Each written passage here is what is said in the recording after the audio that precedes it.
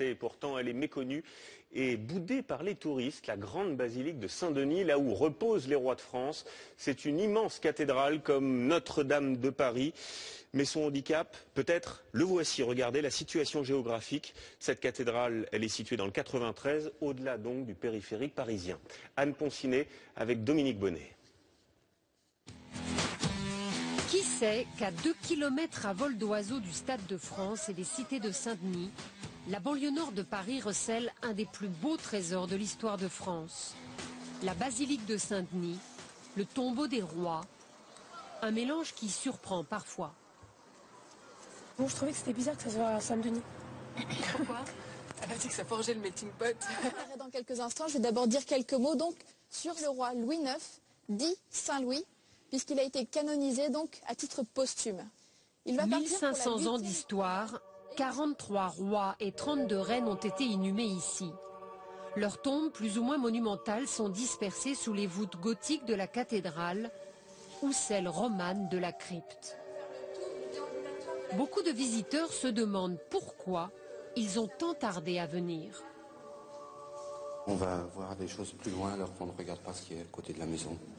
Ainsi c'est souvent le cas. Puis je trouve qu'on n'en parle pas assez de la basilique de Saint-Denis. Résultat, Saint-Denis ne reçoit que 200 000 visiteurs par an, alors que dans le même temps, 13 millions de personnes arpentent les travées de Notre-Dame de Paris. Saint-Denis, c'est d'abord l'histoire de Denis, martyr chrétien décapité au IIIe siècle.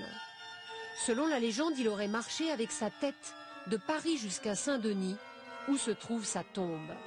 La basilique s'est construite autour.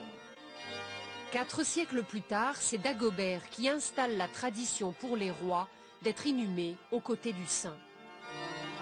Dès que Dagobert est enterré à Saint-Denis, les abbés et les rois n'auront de cesse que de vouloir être inhumés à Saint-Denis. Alors c'est l'idée d'être à côté du tombeau de Saint-Denis, c'est-à-dire être enterré ad sanctos, au plus près du tombeau du saint, pour aller au paradis.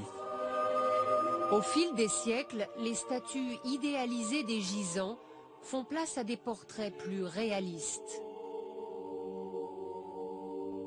De vrais masques mortuaires.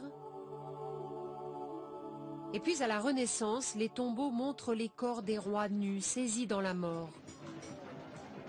En 1793, les révolutionnaires sortent les dépouilles des tombeaux pour les enterrer dans une fosse commune. Par la suite, les restes ne pourront pas tous être identifiés. Ils reposent ensemble dans la basilique.